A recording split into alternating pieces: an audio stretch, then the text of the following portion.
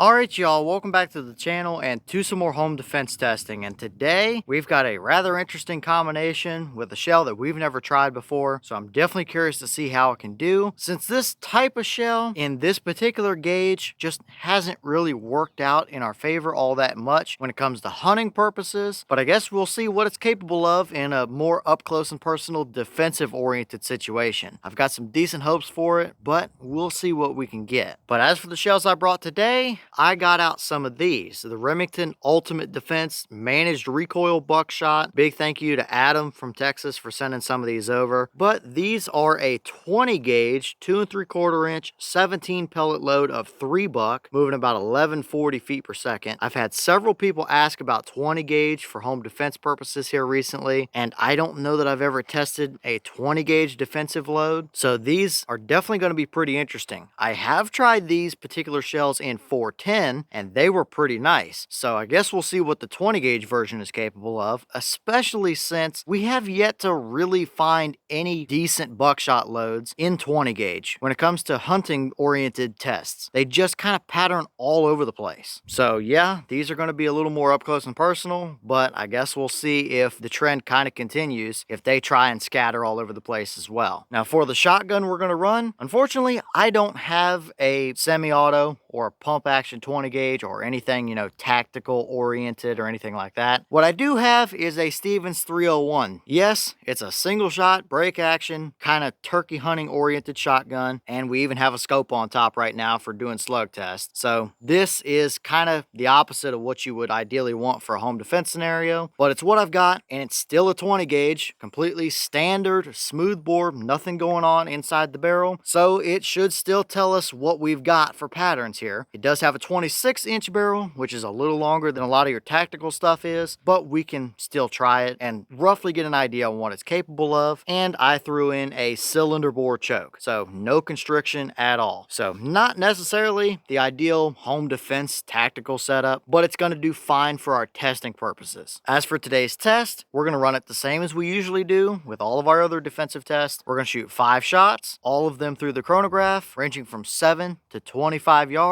So 7, 10, 15, 20, and 25 are going to be our ranges. That'll get us an idea of everything from the same room to down a hallway to on the porch, out in the yard, and potentially to the shed or the garage as well. Out at those longer ranges, you'll have to decide whether you should or shouldn't take that shot, but we should at least know if we kind of have a max range capability or not, and what they're able to do out at a little bit farther if need be. So enough rambling, let's get you guys a view of these targets. We'll take all of our shots and we'll see what these Remington Ultimate Defense 20 gauge loads are capable of through a little bit more of a hunting, less tactical oriented setup.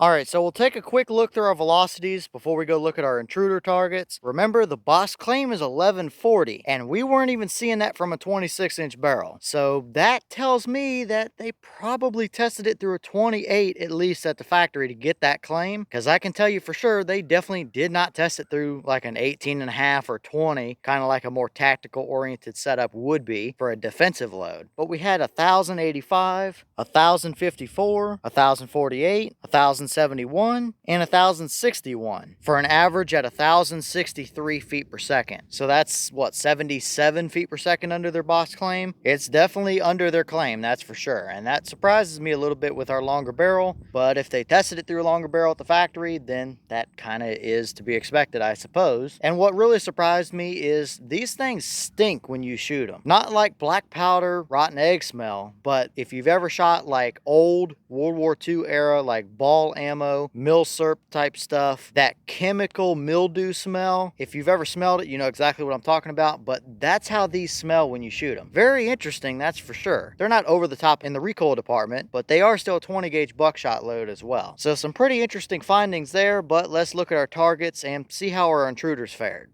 All right, so let's start here with our up close and personal, kind of in the same room or down the hallway intruders. Over here on the right, we have our 7-yard pattern. We had a total of 6¼ inches of spread. Nice even area of pellets there as well. That little strike up there above his shoulder is the base gas seal piece, which we'll look at here in a second. It's not overly tight, but you've got a very nice even spread of pellets there. That is going to be very effective, that's for sure. Moving over to 10 yards, we opened it up a little to 12¾ inches, but we still kept a very nice even spread of pellets. So inside of your house, that is absolutely going to be effective, no question about it. I wouldn't want to be on the receiving end of that combo, because your home intruder is not going to have a very nice day after that, that's for sure. So looking good there. Definitely not, you know, federal flight control type of territory in a 12 gauge or nothing like that, but plenty effective. Moving over to our 15-yard pattern, you can see my art skills kind of diminished a little bit. My spray paint didn't really want to spray in 42-degree weather this morning, but you still see the point. It's a little longer range, so at this point, you might be starting to contemplate whether you should or shouldn't take the shot or not. But we had all 17 pellets right through center mass where you want them, with a little base seal piece down in the bottom right. Farthest 2 points across are 13 inches, so a little bit farther open than your 10-yard pattern, but still very nice even spread of pellets. Everything is right where you want it to be. No flyers, no anything. That's going to be a perfectly adequate performer out to 15 yards. Now we'll move over to 20 yards, and things started to get a little interesting. We kept a pretty nice even spread of them still. Obviously, we opened it up even farther. We're now at 20½ inches from our farthest 2 pellets across. However, we picked up a pellet. We now have 18 pellets on the paper. That is supposed to be a 17 pellet load, but it's not the first time we've seen Remington add or take away a pellet or two here and there from their buckshot loads recently. We've seen it in some of their standard Remington Express like 4-buck loads, and even their 18 pellet 3½ inch double aught load as well. So not entirely unusual, but we gained a pellet, so I guess that's a bonus, I suppose. Out at 20 yards, you're really going to have to start to make a decision whether you should take the shot or not. But if you had to, for one reason or another, it would still absolutely do the job. You would cover the intruder in pellets, and I think you're going to pretty quickly stop them from there.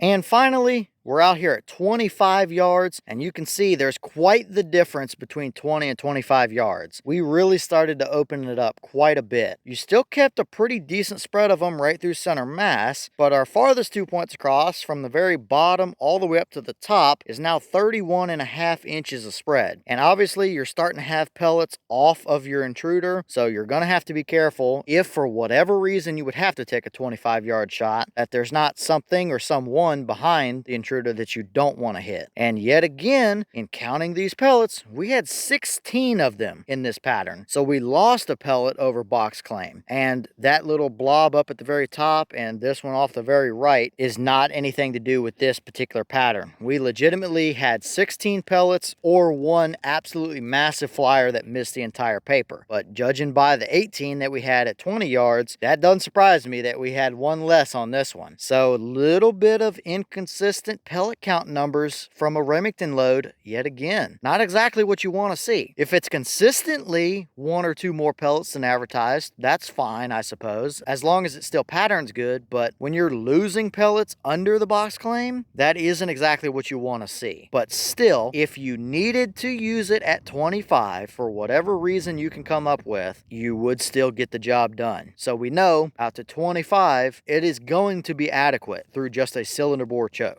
So overall here, I'm really liking what I'm seeing. That might be about the perfect amount of spread. It's tight, but it's not overly tight. It gives you a little bit of leeway to work with in a crunch time scenario. It's a nice even spread of pellets. You don't have any massive flyers or anything like that. They're not plated, they don't have a wad, but they are buffered. And this is probably some of the more even patterns we've gotten from 20 gauge buckshot. So overall, I'm liking what I'm seeing. It's gonna be very effective, that's for sure.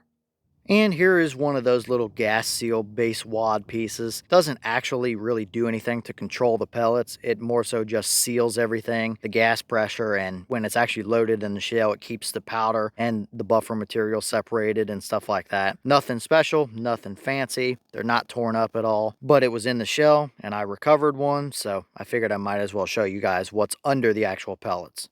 All right, y'all. Well, what did you think about that performance right there? I'd say it did plenty good enough. I wouldn't want to be on the receiving end of it, and I don't think any of you guys would either. So I think it's going to be pretty effective at stopping what you're trying to stop. So leave all your thoughts down below. Is that about what you expected to see? Were you a little surprised one way or the other? Have you tested any of these 20 gauge ultimate defense loads? And if so, what kind of results have you seen? Is this a shell or a pattern performance that you would be confident in using in a home defense oriented situation? Or would you still prefer like an 8 or 9 pellet loaded double-aught and a 12 gauge or something along that line? And maybe what else do you want to see when it comes to either 20 gauge home defensive stuff, or what else do you want to see us do with these shells? I've still got several of them left, so we can try them through some other chokes and see what they can do at a little longer range as well. Because who knows, they could be better than the Federal copper plated and Super X shells and everything like that that's typically on the shelf everywhere. So leave all your thoughts down below. But with that being said, I've got some more testing to get done for you guys, so I'm going to get back to it. As always, you have the channel Instagram as well as the mailbox where you can send stuff if you'd like. All the information will be in the description if you're interested in it, but I'm going to get back to it, so I'll see y'all in the next one.